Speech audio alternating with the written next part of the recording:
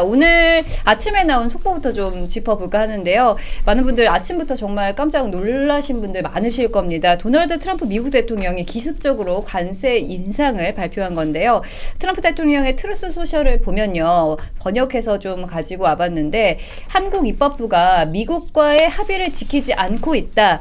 이재명 대통령과 나는 25년 7월 30일에 양국을 위한 위대한 합의를 했으며 내가 25년 10월 29일 한국에 있을 때 그런 조건을 제외하긴 했다. 왜 한국 입법부는 합의를 승인하지 않는가? 라면서 그들의 권한이긴 하지만 한국 입법부가 우리의 역사적인 무역 합의를 입법화하지 않았기 때문에 이에 따라 자동차, 목재, 의약품 및 기타 모든 상호 관세를 15%에서 25%로 인상한다. 이런 글을 올렸습니다. 그러니까 작년 11월에 이미 합의했던 관세를 15%에서 25%로 다시 재인상하겠다. 이렇게 발표했는데요. 트럼프 대통령은 한국 국회가 약속을 지키지 않았다라는 이유라고 이야기를 했습니다. 좀 이 이유 어떻게 보시나요? 네, 저도 아침에 한 7시 좀 넘어서 누가 이걸 보내주길래 처음에 이거 페이크냐 이랬어요. 그랬더니 느낌이 쎄한 거예요. 왜냐면 우리 사실 좀 암묵적으로 큰 거 온다 하고 있었잖아요. 왜냐면은 작년에 이 에이펙 때도 와서 한 번 더 이렇게 재확인을 했는데 올해 들어와서 우리 이거 당장은 지금 못한다. 대미 투자액 못한다라고 구윤철 부총리가 이야기를 했을 때부터 전 솔직히 등골이 좀 오싹했습니다. 이거 약속 안 지키면 큰일 터질 텐데.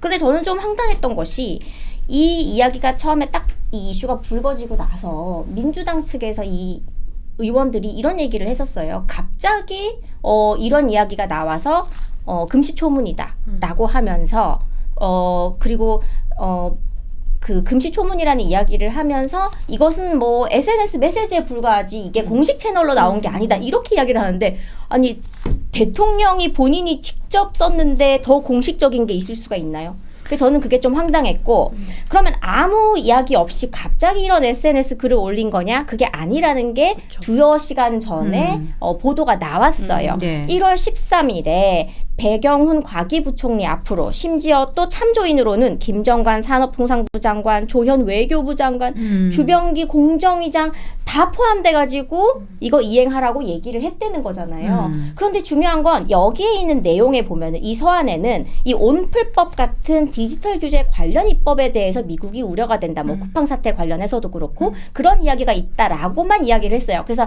현장의 기자분이 그 내용 자세히 좀 공개할 수 없냐 그랬더니 공개를 못하겠다고 합니다. 왜 이걸 못하겠냐고 하겠냐 이걸 좀 우리가 생각을 해보면 그 내용 외에도 팩트시트에 있는 그 합의를 조속히 이행하라는 문장이 분명히 들어가 있을 수도 있겠다. 그러니 공개 못하는 것이 아닌가. 또 우리가 이렇게 생각을 해볼 수가 있는 거죠. 그렇다면 알고도 뭉갰을 거라는 그런 합리적 의심도 가능한 상황인 거죠.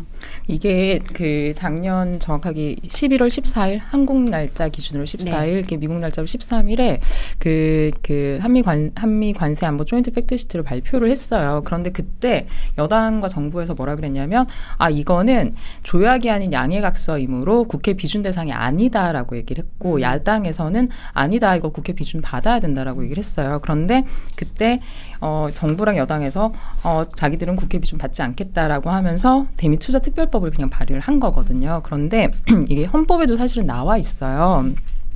국회가 국가가 국민에게 중대한 재정적 부담을 지우는 조약 또는 입법 사항에 관한 죄송합니다. 조약의 체결 비준에 대한 동의권을 가진다라고 얘기를 하고 있어요. 네. 그렇기 때문에 예전에 한미 FTA도 그다음에 주한 미군 지휘 협정 소파도 국회 비준 동의를 거쳐서 했던 거예요. 그런데 이번에 그 트럼프 대통령이 왜 입법부 합의 승인 안 하냐, 국회 비준 안 하냐라는 얘기를 하는 거거든요. 여기에서는 방금도 뭐 이렇게 그 팩트시트에 대해서 이렇게 어떤 정보가 있었는지 이야기를 좀 해달라라고 할 때 계속 정부와 여당에서는 정보를 함께 공유하지 않고 있어요. 그런데 이거는 정치적으로 우리가 어떤 정치적 지향을 가지느냐가 아니라 나라의 발전을 생각을 하면 사실 여당과 야당이 함께 어떤 내용들을 논의를 했고 거기에 대해서 우리는 어떤 부분에 대해서 우리가 함께 국회 비준 동의를 하고 하는지에 대한 논의가 있어야 되는데 일단 정보가 함께 투명하게 공유가 되지 않고 있고 그래서 진행이 되고 있지 않고 이걸 그러면은 트럼프는 알고 있기 때문에 왜 왜 국회 미행을 명분으로 가지고 나왔냐. 그냥 니네 빨리 해라는 건 아닌 거거든요. 정치적 메시지도 함께 있어요. 그러니까 미국이 올해 중간 선거도 있고 그러면은 거기에 대해서 본인들은 어떻게 그 내부 그 국가에서의 내부 경제적인 이슈들도 가지고 나갈 것인가에 대해서도 이야기를 하고 있는 거거든요. 근데 우리는 국회 비준을 하지 않음으로써 그런 명분을 사실은 굉장히 열어둔 셈인 거예요. 그러니까 그걸 가지고 트럼프는 계속 흔들고 있는 거죠. 그러니까 이거 호텔 경제학에 이어서 관세 경제학이다. 관세 경제학. 관세 경제학이다. 자, 관세 어떤 의미이신 거죠? 관세 네. 인하를 우리 트럼프 대통령이랑 같이 대화를 통해서 15%로 낮추는 것으로 인하하면서 굉장히 좋은 성과를 얻었잖아요. 와, 대단하다. 그래서 막 주식이 올라요. 그래서 제가 지지율도 오르고 현대차 주식을 몇 주 갖고 있는데 그때 제가 평단가가 16만 5천 원이었어요. 그런데 지금 막 50만 원 이렇게 넘어가죠. 50만 원, 54만 원 막 넘어가요. 그래서 엄청나게 자금 유입이 되면서 막 부자가 된 그러니까 돈을 조금이라도 수익을 낸 사람들이 막 늘어나요. 그런데 갑자기 25% 관세를 때리겠다. 너네 왜 약속 안 지키냐. 관세 때리겠다. 다시 돌아가겠다. 이렇게 하니까 다시 지금 멈칫했어요. 그래도 주식시장이 활성화됐으니까 된 거 아니냐. 이거는 호텔 경제학이어서 관세 경제학으로 지금 가는 것인가. 이게 지금 25%로 갈 경우에 기아차의 경우에는 5조의 손실이 발생되고 현대차는 6조의 손실이 발생돼서 거의 몇십조, 10한 2, 3조 정도의 손실이 발생된다고 하고 자동차가 수십만 명의 일자리가 걸린 기간 산업이지 않습니까? 그래서 25% 관세가 지속되는 경우에는 1인당 GDP가 0.5% 정도 하락한다고 이야기를 분석을 하죠. 그래서 이 정부가 이렇게 모호한 스탠스를 가지고 그냥 우리가 주식시장을 활성화시켜서 코스피 5천 됐으니까 이게 된 거 아니냐 이런 식으로 무책임하게 일갈하기에는 좀 많은 문제를 양산하고 있지 않나. 그래서 지금이라도 이게 과연 뭐 국회 비준이 필요한 건지 단순한 조약인지 그냥 MOU 성격의 그것인지에 대해서 명확히 할 필요가 있다. 그렇게 생각을 합니다. 그래서 저 같은 경우에는 지금 정부 여당이 당황했다. 그러니까 갑자기 이런 일이 일어났다라고 하는 부분에서 좀 지적을 하고 싶은 게 뭐냐면 지금 누구를 비난을 처음부터 해야 될지 모르겠어요. 비난을 받아야 될 사람들이 너무 많아요. 일단은 어제까지 국무총리, 김민석 국무총리가 미국에 갔다 왔단 말이에요. 근데 3박 5일 일정으로 워싱턴하고 뉴욕을 들려서 미국의 하원 의원들 그리고 한국계 하원 의원들을 만나고 왔어요. 그리고 펜스 부통령도 만났고요. 그러면 충분히 지금 미국의 분위기를 확인할 수 있었을 거예요. 그리고 강경화 그러니까 주미 대사도 만났기 때문에 지금 미국에서 우리나라를 어떻게 바라보고 있는지 제일 먼저 접하고 왔을 사람이란 말이에요. 그래서 이제 찾아봤더니 그냥 거기서 너무 좋은 만남을 하고 왔다 정도로의 극찬하는 보도자료만 나와 있지 그 미국의 분위기를 확인할 수 있는 게 정말 아무것도 없는 거예요. 번호 또- 땄다고. 또 말이 필요 없는 대화였다. 이런 네네네. 식으로 막 또 나와서 브리핑을 네. 할 수도 있겠네요. 그래서 뭐 보니까 40년 만에 이제 국무총리가 미국에 간 것에 대해서 굉장히 보도자료에 집중을 한 포인트가 있던데 저는 40년 만에 그러니까 40년 동안 왜 국무총리들이 미국에 가지 않았나. 그거는 국무총리가 할 일은 그 대한민국 내에서 내치를 하고 그리고 정부 부처에 대한 본인이 정리를 해야 할 것들이 있기 때문에 미국을 가지 않는 거라고 보거든요. 그리고 실질적으로 본인이 결정할 수 있는 결정 권한이 없어요. 외교 관계에서. 그렇기 때문에 가봤자 그 사람들이 이 사람을 대화 상대로 보지도 않고 그리고 그냥 하나의 일 정도로만 치부를 하는 거지 깊은 얘기를 할 수가 없어요. 근데 왜 굳이 국비를 써가면서 국민들 세금을 써가면서 그렇게 미국에 3박 5일을 갔다 왔는지 저는 그 책임을 한번 묻고 싶고요. 네. 정말 이 분위기를 몰랐는지. 그리고 그 팩트시트 관련해서 그 저희가 11월 달이었나요? 네. 이게 발표가 됐을 때 누가 직접 발표했는지 기억나시나요? 이재명 대통령이 네. 직접 발표를 했어요. 그러니까 마치 트럼프와 본인의 어떤 협상력에서 본인이 이걸 끌어냈던 것처럼 해서 굉장히 이례적으로 대통령이 팩트시트를 발표를 했단 말이죠. 근데 거기서 문제가 뭐냐면 그 이후에 후속 조치가 전혀 일어나지 않았다는 거잖아요. 그러니까 국회에 입법을 하는 것도 비준을 하는 것도 정부가 할 일이에요. 그러면은 정부에서 그 방향을 제대로 제시를 해서 언제까지 기한을 하겠다 이런 걸 알려줬어야 됐는데 지금 다 손 놓고 있다는 거예요. 그 팩트시트 원문 읽어보셨어요? 아니요. 좀 팩트시트 나왔을 때 영문 원문을 읽어봤거든요. 굉장히 인상적이에요. 아마 보셨을 것 같은데 우리가 내야 되는 돈은 정확하게 정확해. 숫자로 따박따박 다 박혀 있어요. 네. 그런데 그때 이제 한창 이슈가 됐던 원자력 추진 잠수함이나 이런 거는 콜래보레이트 하겠다. 서포트 하겠다. 저 이 단어 이게 무슨 외교적 언어인가? 내가 서포트 하겠다. 풀리 서포트 하는 이거는 의미가 없는 거예요. 근데 우리가 내야 되는 것, 우리가 기여해야 되는 이런 거는 숫자로 명료하게 딱 박혀 있어요. 그래놓고 이 원문을 보지 않으면 굉장히 뭔가 큰 업적을 이룬 것처럼 한국에는 기사가 나와 있어요. 그리고 저는 한미 정상회담 할 때 이제 워싱턴 가서 저는 그거를 그때 제 대변인일 때여서 새벽에 실시간으로 보고 있었어요. 근데 한국 방송이 아니라 미국에서 보여주는 방송을 봤는데 표정이 정말 한 나라의 대통령이 저는 그게 한미 정상회담이 아니라 그냥 트럼프 기자회견인 줄 알았어요. 근데 그게 한국에서는 국내에 언론화가 안 되더라고요. 전 그것도 굉장히 놀랐었거든요. 본인들한테 불리하니까 아마 정부 네. 기조로는 이걸 아예 내보내지 않는 게 좋겠다고 판단을 했겠죠. 그러니까 네. 굉장히 이렇게 좋은 방문이었고 대단한 성과가 있었던 거라고는 하지만 실제로 거기 현장에 있던 외신들은 트럼프에게만 질문을 거의 하고 그래서 어느 순간은 카메라가 트럼프만 잡아요. 저는 그걸 보면서 굉장히 속이 상했거든요. 그리고 어떤 기사가 나는지 한번 봐야 되겠다라고 했는데 정말 그냥 극찬하는 전 굉장히 놀랐어요. 그래서 이번에 그 팩트시트 나왔을 때도 동일하고 지금도 뭐 이렇게 굉장히 당황했다라고 하는 게 사실은 당황할 게 아니라 다 예측이 됐던 거예요. 그쵸. 팩트시트도 사실은 에이펙에서 만나고 나서 왜 명문화된 게 하나도 없냐라는 얘기가 계속 나오고 나니까 부랴부랴 이렇게 만들었는데 우리가 내야 될 것만 명료하게 그리고 미국과 우리가 정말 외교적으로 앞으로 어떤 걸 해야 되느냐는 다 그냥 서포트, 콜라보레이트 이런 단어로만 하는 게 적절한 외교 방식인지 저는 잘 모르겠어요. 그래서 저는 이재명 대통령의 이런 외교력이 굉장히 무능하다라고 지금은 느껴질 수밖에 없는 거고 그 사실은 지금 강경화 장관이 문재인 정부에서 외교부 장관을 하고 나서 이제 주미 대사로 가 있는 상황이잖아요. 근데 외교부 라인에서도 보면 강경화 장관의 그 미국에 대한 라인이 있는가에 대한 의견이 굉장히 많았어요. 외교부 왜냐면 장관으로. 그분은 그냥 그 통역가 통역만 출신이세요. 그러니까 하시는 외교를 하신 분이 그래서 아니라 통역가 출신이라서 만약에 그래요. 이재명 정부가 지금이라도 이게 정말 심각하다라고 느끼면 전 주미 대사를 빨리 교체를 해야 된다고 교체를 해야 봐요. 된다, 지금이라도. 지금 우리나라에 있는 주한 미국 대사도 계속 대사 대리로 진행이 되고 있는 상태에서 미국과 대화 소통을 계속 그 청와대에 있는 안보실장이 계속 주도를 하고 있거든요. 근데 이렇게 되면은 부처가 빠진 상태에서 실무진이 빠지면은 할 수 있는 게 아무것도 없어요. 그래서 저는 진짜 나라를 위해서라면 지금 미 대사를 빨리 교체를 해야 된다. 맞아요. 그러니까 외교 라인이 좀 미국과 소통할 수 있는 많은 관계를 가진 사람으로 복구가 돼야지 그러지 않고서는 저는 지금보다 더 큰일이 일어날 수 있을 거라고 이게 생각합니다. 굉장히 중요한 게, 그러니까는 통역하시던 분이 뭐 제가 겸하는 건 아니지만 아니, 우리가 본인의 말하는 능력이 있어요. 이게 그러니까 우리가 지금도 말하는 사실 이재명 대통령 통역하시는 분의 능력이 굉장히 출중하거든요.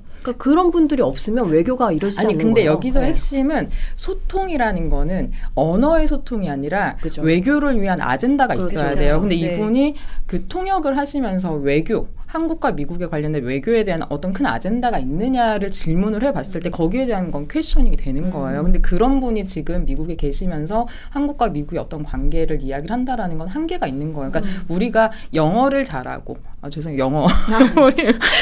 영어 잘하시는 우리 대변인 영어를 잘한다는 것과 정말 나라의 외교를 위한 어떤 아젠다를 가지고 있는 건 사실 다르거든요. 그러니까 이거에 대해서 구분을 하고 분별해서 누군가가 그 국가의 그 외교 아젠다를 가져갈 수 있는가를 얘기를 해야 되는데 그게 부재한 상황이죠. 그리고 사실 지금은. 이제 외교라는 게 사람이 하는 거거든요. 그러니까 그동안 쌓아온 인간 관계를 가지고 그럼요. 외교를 하는 그렇죠. 건데 그래서 제가 그 윤석열 대통령 때 장관 한 분한테 한번 여쭤봤어요. 그러니까 그때 거의 이제 탄핵 시기에 계속 통상 협상이 지속이 됐었거든요. 예. 그래서 저는 그게 굉장히 특이한 케이스라고 봤어요. 그러니까 대통령의 임기가 어떻게 보면 딱 정해져 있는데 그 통상 라인은 죽지가 않았더라고요.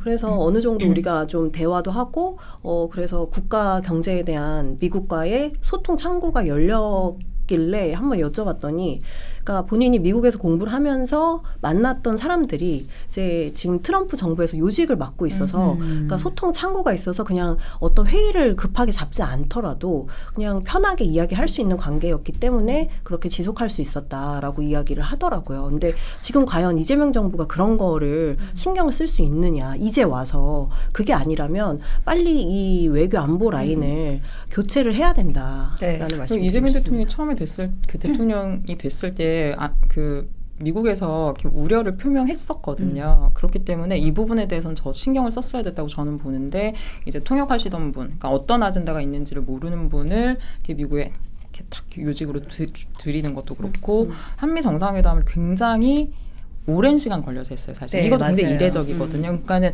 미국에서는 이 부분에 대해서 그 좀 이렇게 우호적으로 보기 어려운 상황으로밖에 비춰질 수가 없어요. 이거는. 네. 근데 저는 이 이재명 정부의 인사를 우리가 지금 뭐 한두 번 겪은 게 아니잖아요. 최근에 뭐 이해훈까지 거의 뭐 박살이 나다시피 하고 있는데 이 일관된 흐름이 있습니다. 상대를 교란시키기 위한 인사 빼오기를 최근에 이제 보여줬고 그 이전에는요.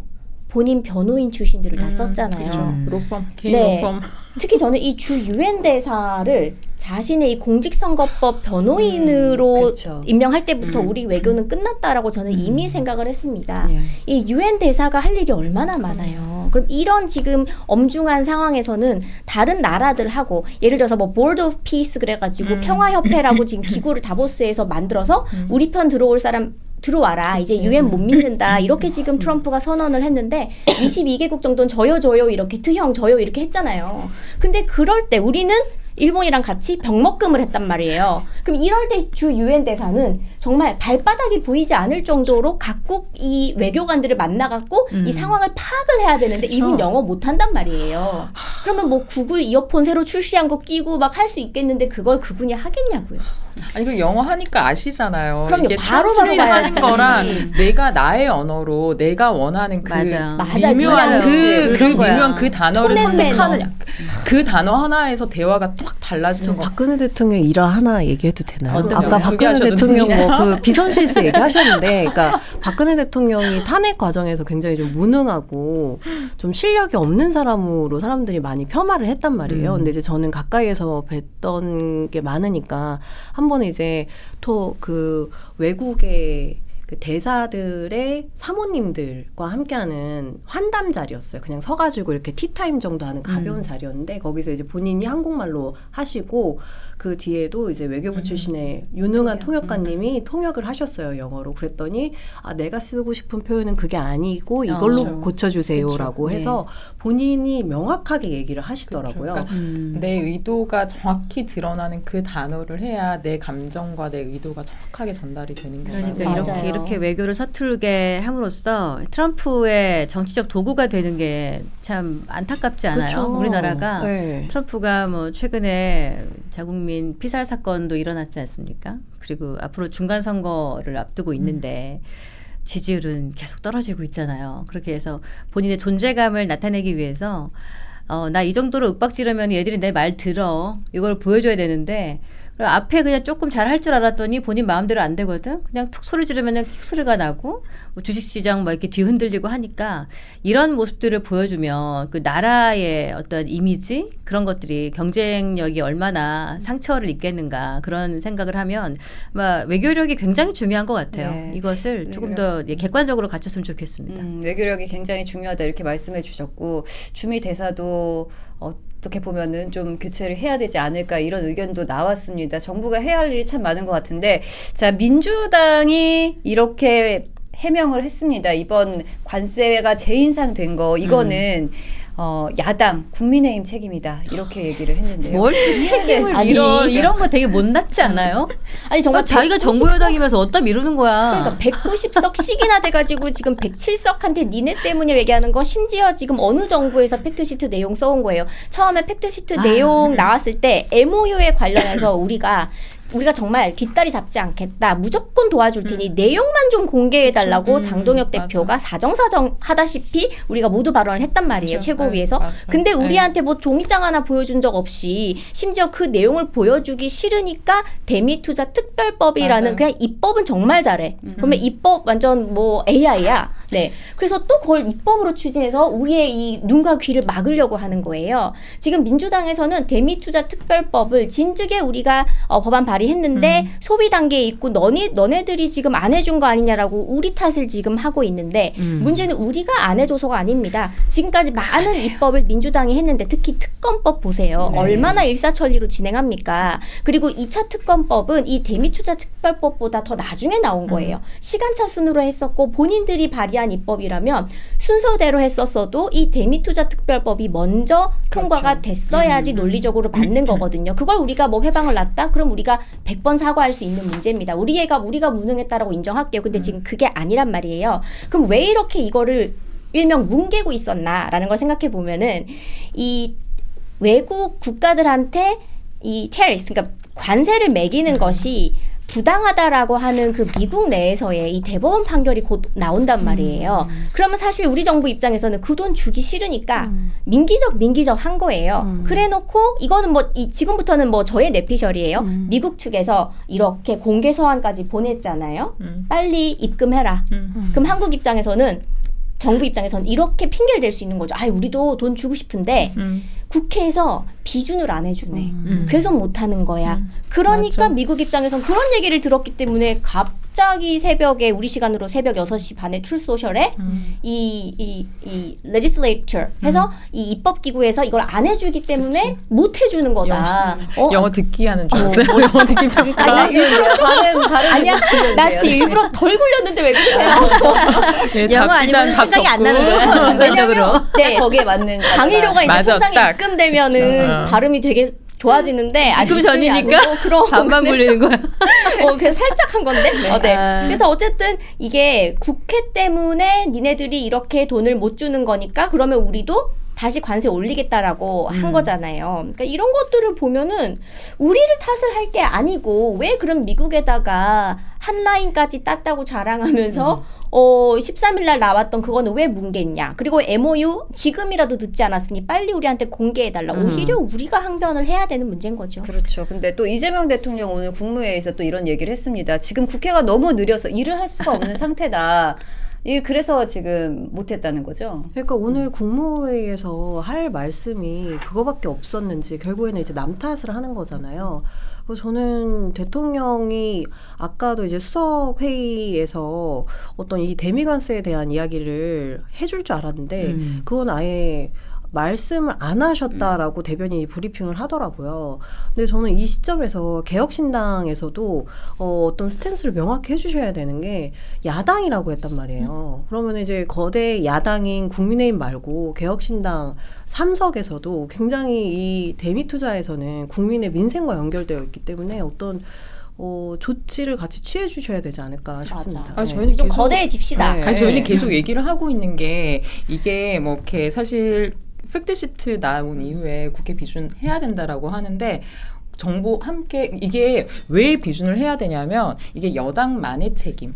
뭐 야당만의 책임이 아니라 관세는 이게 숫자가 그냥 딱 바뀌는 게 아니라 정말 그 고지서로 나오는 거거든요. 우리 네. 피부에 딱 닿는 거예요. 그러면 이걸 오픈해서 함께 논의하고 함께 책임지고 아니면 야당의 역할, 야당의 목소리를 핑계 삼아서 트럼프랑 협상을 또 이어나갈 수 있거든요. 근데 야당의 이야기 전혀 안 하고 자기들끼리 여당과 정부에서 알아서 하겠다라고 하니까 이게 한 나라의 모습을 외부에서 봤을 때 굉장히 우스운 꼴이 되는 거예요. 그러니까 야 너희 아직도 이거 안 하고 있잖아라고 트럼프가 공격할 수 있는 위크 포인트를 보여주는 거고 빌미를 제공하는 것밖에 안 되는 거예요. 요즘 가장 유행하는 말이 그거예요. 그러니까. 국격이 살살 녹네. 살살 녹나서 살살 더 급격히 녹는 거 아닌가요? 진짜 걱정돼요. 걱정될 이제 급격히. 정도예요. 그러니까 우리가 지금 원탁 테이블에 앉아 있는데 이 원탁 테이블에 여야 할 것 없이 다 같이 앉아가지고 그쵸. 딱 종이 그럼요. 펼쳐놓고 그쵸. 같이 이야기를 해야. 그래서 방금 우리 김영희 부원장님 말씀해주신 것처럼 이렇게 야당 핑계를 댈 수가 있어야 되거든. 야당 반발이 또 국민 네, 여론이 맞아요. 우린 이렇게 하고 싶은데 네, 야당에서 미치지 이러니까 못해서. 조금만 기다려달라. 네. 오늘 좀 더 논의하겠다. 혹은 이렇게 얘기하는데 이런 건 안 되겠냐. 이렇게 얘기를 할 수 있어야 돼요. 그렇게 해야 되는데 그렇게 하지 않으면서 그냥 잘못된 건 야당 탓하고 잘된 것을 그러니까 무늬만 잘된 표면적으로 잘 돼 보이는 것은 나서서 정말 더할 나위 없는 훌륭한 미팅이었다 이렇게 홍보를 하고 있으니까 결과적으로는 수개월 지나면 이렇게 금방 드러날 것을 그러니까요. 이게 굉장히 부끄러운 일이에요. 이게 관세가 그냥 숫자나 뭐 협상 테이블의 숫자가 아니라 정말 기업 손익계산서에 바로바로 딱 찍히는 숫자거든요. 그러게 말입니다. 이거를 우리가 손바닥으로 하늘을 가리는 것처럼 할 수가 없어요.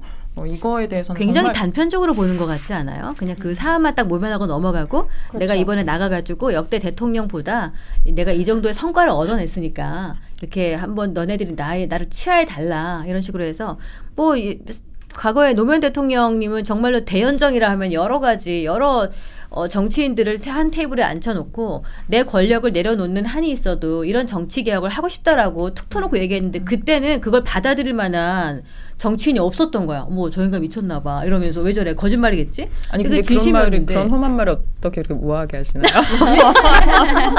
그래서 그런 노무현 대통령의 대연정 그 바보 같은 진심 때로는 내 걸 내려놓을 수 있는 그러니까 지금 현재 정치인들이 못하는 게 있어요. 내가 내 것을 내놓고 지고 들어감으로써 내가 더 공고해 줄 수 있다는 그 진리를 제대로 뭐 여당이든 야당이든 제대로 해내지 못하고 있으면 손해보는 거는 국민이다. 이렇게 그러니까 생각해요. 경민정 소장님이 말씀하신 게 협치라는 거잖아요. 그렇죠.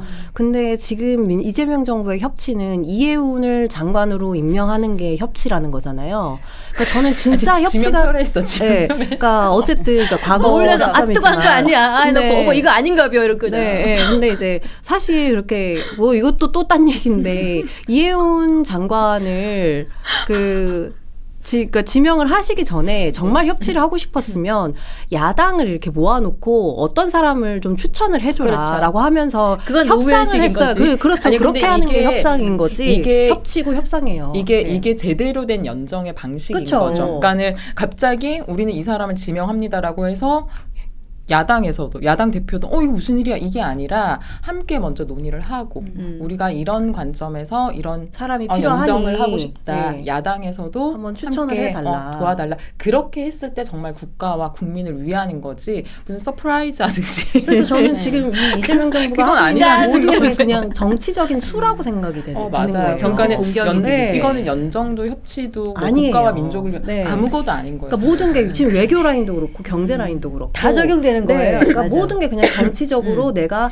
좀 더 잘나 보이기 위한 수를 쓰는 것일 뿐이지 진심으로 대한민국과 국민을 위하고 있는가 이런 질문에는 저는 확답을 드릴 수가 없는 똑같아요. 상태입니다. 이게 네. 관세도 사실은 국가와 국민을 생각을 한다라고 하면 팩트시트 혹은 어떤 이야기들이 오고 갔는지에 대해서 그거 같이 테이블 쫙 알려줘야죠. 올려놓고 네. 그래서 우리는 근데 안 어떻게 보여주잖아요. 해야 되는지 네, 그래서 이제 예, 국회 예, 비준을 이야기를 해야 되는 할까 거예요. 아니면은 그냥 이렇게 해서 진행을 할까 이렇게 논의를 하는 과정이 있어야 되는데 지금 그 과정은 모두 다 생략이 되었고 예. 대신에 모든 잘못은 다 야당이 했다라고 가고 있는 논리인 거잖아요. 그러니까 현 정부는 노무현 정부를 통해서 대연정을 배우고 뒤통수로 행하고 있습니다. 네. 근데 이게 그 예산정책처에서도 대미 투자 규모가 국민에게 중대한 재정적 부담을 초래할 수 있기 때문에 국회 비준 동의를 거치는 방안을 검토해야 된다라고 얘기를 했거든요. 참이 있어요. 아니, 이거는 그러니까 정치적 지향이나 우리가 어떤 방식으로 혹은 야당이다 그쵸. 여당이다가 아니라 네. 정말 국가와 국민을 생각하면 그냥 국회 비준을 해야 되는 그쵸. 거예요. 이게 네. 뭐 특별법을 만들어서 해결할 수 있는 문제가 아니거든요. 근데 네. 지금 네. 그거 안 했으니까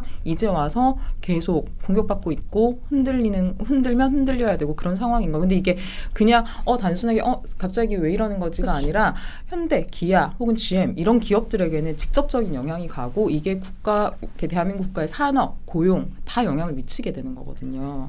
중요한 거는 내용을 좀 공개해라. 그러면 어디까지 이게 흘러가느냐? 이게 그러면은 핵심이야. 이 3,500억 불은 누가 도대체 꺼내는 숫자냐로 들어가는 거예요. 네. 우리가 지금 늘 이제 루프 돌듯이 결국엔 그 질문인데 맞아. 이거를 공개할 수 없기 때문에 아무것도 공개 못하는 거예요. 그럼 왜 3,500불을 예를 들어서 우리나라 정부가 먼저 꺼냈다. 3,500억 나도 맨날 억불. 억 빼먹는데 너무 네. 큰 돈인데. 네, 우리나라 이 외환 보유고의 87%가 넘어가는 금액이에요. 맞아요. 네. 그거를 그나마 이제 조르고 졸라서 10년 분납으로 했지만 나는 이것도 너무 웃겨요. 네. 어차피 내야 될 거 10년 할부했다고 뭐 엄청 큰 일한 엄청 것처럼 깎아낸 것처럼. 생색을 내는데 그러니까 마치 아니 네. 달라진 게 없어요. 우리 그냥 할부 낸 거야. 결제했다.